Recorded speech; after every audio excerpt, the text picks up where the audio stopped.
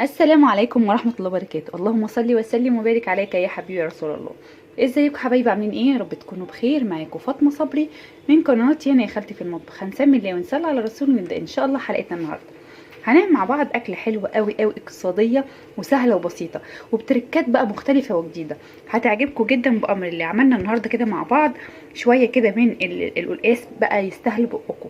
مش كل حاجه يا جماعه اللحوم والدواجن والاسماك ممكن تعملي اكله بصي من غير لحوم ولا اسماك، بس بجد مفيش بعد كده. ما شاء الله بصوا الرز، واقوله كمان على تركات الرز.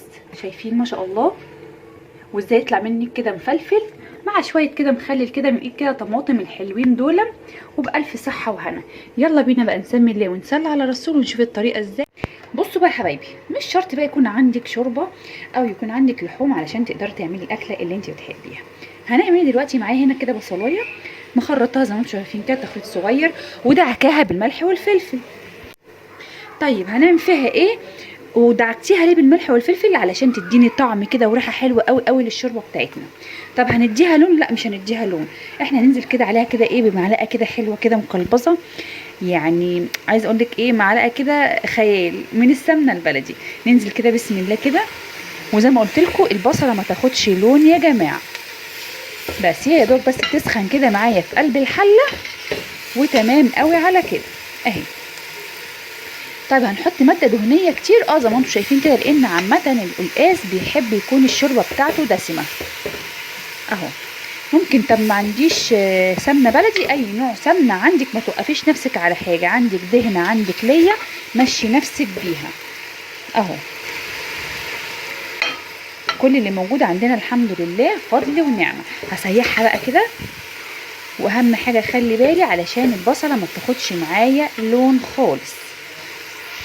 طيب البصله سخنت معايا تمام، والزبده بتاعتي ساحت هي برده وسخنت كده مع البصله، وطلعت بقى ايه روايح جميله. لما بتدعكي البصله بالملح والفلفل بجد بتطلع ما شاء الله ريحه حلوه جدا في قلب الشوربه. معايا هنا كده ميه عاديه هي من الحنفيه، بسم الله اللهم بارك، بسم الله. ومعايا كده مكعبين من البصل من مرقه الدجاج اسفه. طب الميه اللي انت حطيتيها قد ايه يا بطه؟ على حسب المقدار اللي انت هتعمليه لي الخضار، او مثلا لو عايزه مثلا مقدار للمحشي، فانت طبعا عايزه هتبقى عارفه انت تحطي ميه قد ايه. فيعني هي ملهاش معيار معين اهو. حط كده مكعبين كده عشان يدينا كده طعم كده حلو، بسم الله اللهم بارك. طب هحط ايه تاني؟ هحط بقى ايه، معلقه كده من الحبهان واللوري. انا الحبهان والورق اللوري بطحنهم كده مع بعض واحطهم كده ايه في برطمان واحد. وهنحط كده رشه كده من الكوبيبه الصيني، رشه بسيطه علشان الشوربه معانا ما تغمقش، بسم الله. ونحط بقى شويه كده من الملح، طبعا نعمل حساب اللي احنا عاملين البصل بالملح والفلفل، وكمان حاطين مكعبين من المرق. وكمان هضيف لها كده رشه كده من جوز الطيب، ممكن تحطي لها طماطمايه جزرايه، بس انا الحقيقه مش حابه احط اهو. بس كده، وخليها بقى تغلي كويس جدا لحد ما البصلايه فيها تستوي كده تبقى طريه وحلوه. ولحد بقى يا جماعه البصلايه ما تستوي معايا كده والشوربه تجهز، تعالوا نحضر شويه رز كده حلوين، واقول لك ايه اسرار الرز عشان ما يعجنش معاكي ويطلع مفلفل كده ان شاء الله وحلو. معايا هنا طبعا حله، احط كده معلقه كده من السمنه او الزبده تمام كده. اول بقى حاجه لازم تحطي له معلقه من الزيت. الزيت بقى بيخليه كده مفلفل معاكي ويبقى لامع كده وحلو تمام. حتى لو معلقه واحده، يعني لازم معلقه كده تديله كده ايه يعني لمعه كده وفلفله كده حلوه مع الرز. خلاص كده يسخنوا بقى معايا. تاني حاجة ما يكونش المادة الدهنية قليلة قوي عن مقدار الرز، يعني ما يكونش ما شاء الله انت عاملة كمية رز محترمة وكويسة وحاطة كمية من المادة الدهنية قليلة قوي، فده طبعا هيطلع معاكي الرز مش مفلفل ويبقى معجن. انا كده معايا المادة الدهنية سخنت، هنزل بقى بسم الله كده بالشعرية. ودايما انا بحب اضيف الشعرية بيبقى نفس مقدار الرز، يعني لو انا مثلا هعمل كوباية رز بحط قدامها كوباية شعرية، ودي طبعا حاجة اختيارية، بس انا بفضل الطعم كده يكون الشعرية في الرز يبقى كتير شوية، يبقى حلو قوي معانا. تالت حاجه معانا اللي احنا لازم نحط لها كده معلقه من الملح. الملح بقى ايه بيخلي كده الرزايه او الشعريه بتبقى ماسكه كده نفسها مع التسويه او مع التحمير، وكمان ما تسحش معاكي كده في قلب التسويه الرزايه او مثلا او الشعريه، وكمان بتاخد معاكي اللون موحد، وكمان بتتحمر بسرعه. اهو. بسم الله. احمرها بقى كده، اخد بقى ايه لون ذهبي، ما تبقاش غامقه قوي، لان انت كل ما بتغمقي لون الشعريه بيغمق معاكي لون الرز. بصوا حبايبي، الشعريه اخدت لون حلو اهي، مش غامقه ومش فاتحه قوي. تمام. مجهزه بقى الرز، غسلاه اهو بسم الله، وجاهز ومتصفي بسم الله. اهم خطوه بقى في عمايل الرز، اللي انت تقلبيه كويس جدا مع الزيت او السمنه او الماده الدهنيه اللي انت حاطاها، عشان الرز يتغلف كويس جدا بالماده الدهنيه كده، يبقى مفلفل معاكي ويشرب كمان من السمنه كده، ويبقى طعمه حلو قوي اهو. ويجي يستوي ما يدوبش كده معاكي كده ويسيح معاكي في قلب التسويه، لا، الحبات تبقى ناشفه كده وتمسك نفسها وما تتهريش معاكي في السوا، لحد لازم الرز ياخد معاكي درجه حراره الشعريه والسمنه، يعني يسخن معاكي كده بالشعريه والسمنه. هفضل اقلب كده، بس طبعا ما بياخدش لون، انا بس بقلب على طول على طول ايدي فيه لحد ما يسخن معايا. الخطوات اللي انا بقول لكم عليها دي كلها يا جماعه مهمه جدا لتسويه الرز، عشان في بنات لسه صغننين اول مره يخشوا المطبخ، او لسه عرايس كده جداد برده صغننين برده اول مره برده يخش المطبخ، فيبقى كل حاجه ظاهره قدامهم، وابقى موضحه لك الفيديو كويس جدا. هفضل بقى اقلب كده ايه لمده مثلا 3 دقائق كده او حاجه، لحد كده اما امسك كده الرزايه الاقيها ايه سخنت معايا اهو، والاقي الرز كله متغلف بالسمنه. الرز كده جاهز معايا وسخن كويس جدا. اللي يقولك بقى لازم تحطي ميه سخنه وميه مغليه مفيش الكلام ده. بصوا ميه من الحنفيه شايفين اهي، وبحط كمان ايدي فيها اهي عشان تتاكدوا ان هي ميه ساقعه. بسم الله. لازم بقى تسمعوا الصوت ده، بصوا سامعين اهو كده الرز معانا سخن كويس جدا زي ما انا ما عايزه. احط بقى المعيار المطلوب مني، كل كوبايه رز عليها كوبايه ميه، بس انا الحقيقه ما بعايرش بالاسلوب ده، انا بالنظر كده بعرف المعيار بتاع الرز عايز قد ايه. فتزودي بقى ايه الميه على حسب الرز اللي قدامك. بسم الله. بس حلو قوي كده. طبعا بقى نرش رشه ملح، مش هنكتر عشان احنا حاطين ملح على الشعريه واحنا بنحمرها. وبصوا بقى تركه بقى ايه حلو قوي قوي هتعجبكم. بصوا رشه بسيطه خالص من الفلفل الاسمر، بيديله طعم حلو قوي قوي وريحه حلوه جدا وانت بتسويه كده وبتاكليه. ورشه بسيطه كده من الحبهان واللوري. ويا سلام بقى لو عندك بقى مكعب مرق بقى، او لو سقيتيه مثلا بشوربه برده يبقى الطعم حلو جدا جدا. هقلبه بقى كده وتدوقي بقى الطعم بتاعه بقى، تشوفيه محتاج ملح او حاجه، واغطيه واخليه يستوي. اول ما يبتدي يغلي اروح حاطه تحتيه الشياطه واوطي النار واخليه يستوي براحته جدا. وكده هتعملي ان شاء الله اجمل حله رز. نيجي بقى يا حبايبي للحله بتاعه القلقاس بتاعتنا. بصوا كده ابتدى يستوي خلاص اهو، السوا كده تمام. والرز والبصل بصوا طالع كده ايه على الوش. احاول بقى ايه على قد ما اقدر اخد كده البصل. بسم الله. معايا هنا كده بوله اهو او طبق او حله يعني موجوده عندي، والم كده البصل. هقول لك انا باخد البصل ليه اهو، بس طبعا لو مش شرط تاخديه كله، يعني انا على قد ما اقدر هاخد كده البصل اللي معانا ده. اولا علشان لما نيجي ناكل كده القلقاس ما يبقاش كده باين معانا او ظاهر. ثانيا هقول لك هعمل بايه دلوقتي حالا اهو. بصوا بقى لقيت الاحسن ليا ان اجيب ايه مصفى كده واصفي اسهل اهو، واخد البصل اهو واصفي كده. احط معايا هنا البصل بتاعنا. بصي بقى انا عندي السلق انا بحطه وبخزنه كده زي ما انتم شايفين. بصوا في الفريزر اهو. اطلعه بقى كده تاخدي الكميه اللي انت حباها. انا هاخد كده حوالي كده ركتين كده حلوين. بصوا ما شاء الله اخضر وحلو ازاي، اللهم بارك اهو.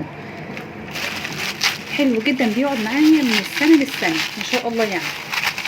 بصوا بيتكسر على طول حتى هو متلج. بصوا اهو كسر كده على طول واخد الكميه اللي انا عايزاها على البصل بقى والشوربه اللي انا واخداهم من الشوربه بتاعتنا اهو. تمام كده.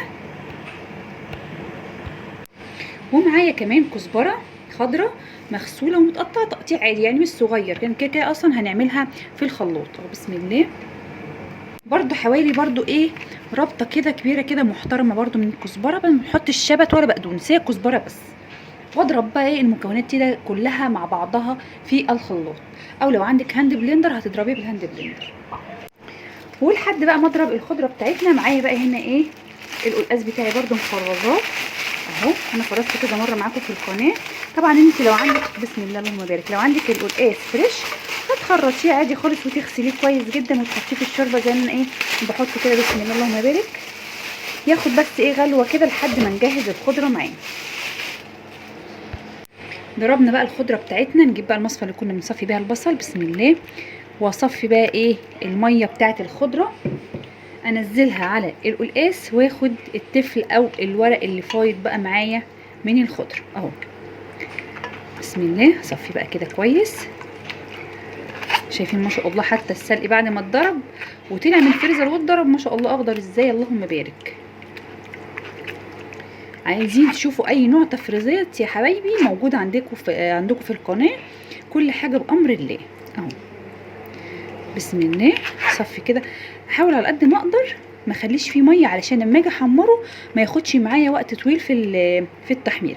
طيب يا بطه انت ما قلتلناش بقى انت خدتي ليه البصل من الشوربه عشان تضربيه في الخضره؟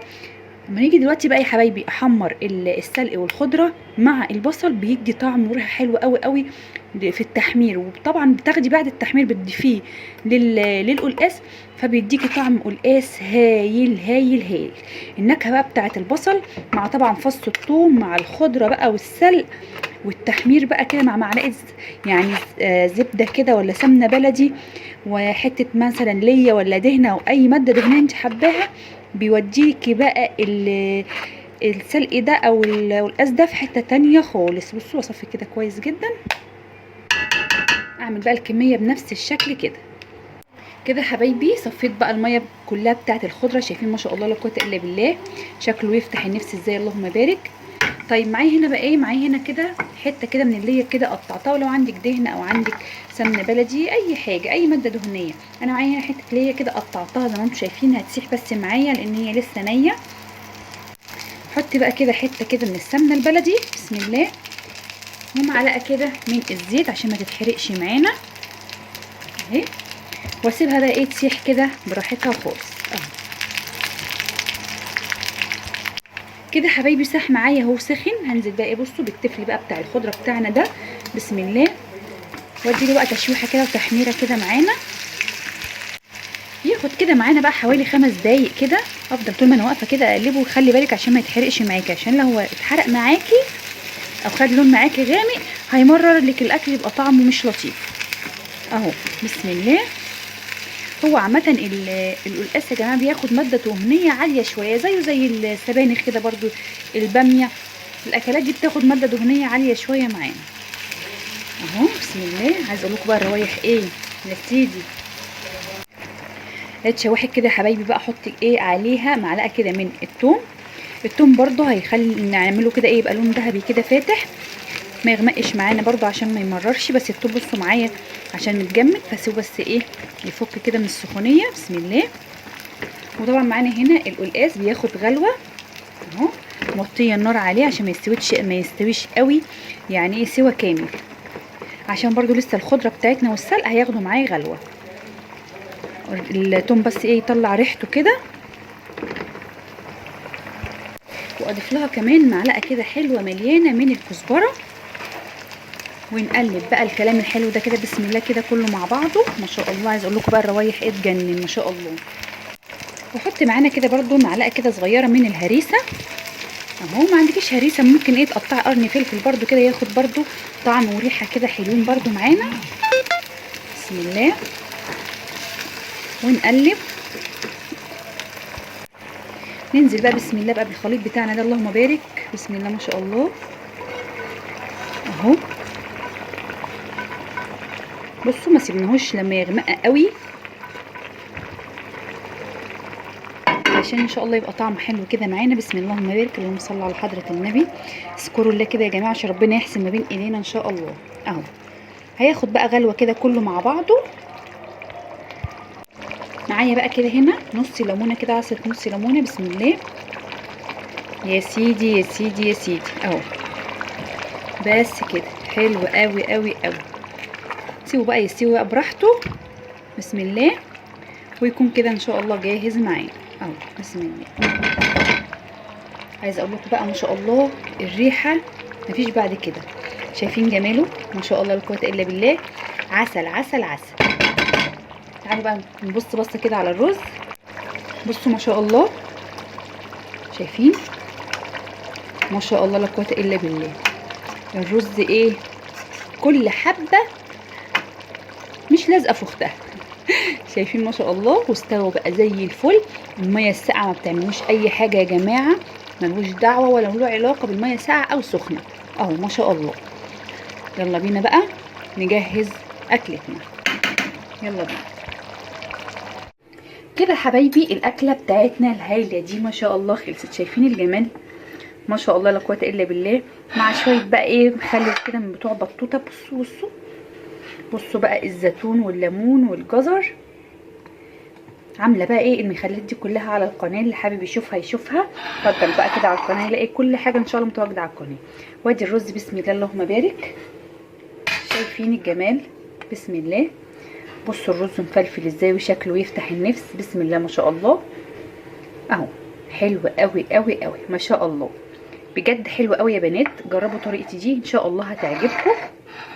سهله جدا وبسيطه، مش لازم يعني يبقى الاكل كله لحوم واسماك والكلام ده. لا لا لا، الاكل البسيط مفيش احسن منه، وكمان مغذي جدا والطعم لا يقاوم الحقيقه. يا رب بقى يكون الفيديو بتاعي عجبكم. لو عجبكم بقى يا حبايبي القناه او الفيديو النهارده، ما تنسونيش بقى في الاشتراك في القناه وتفعيل الجرس واللايك. والسلام عليكم ورحمه الله وبركاته.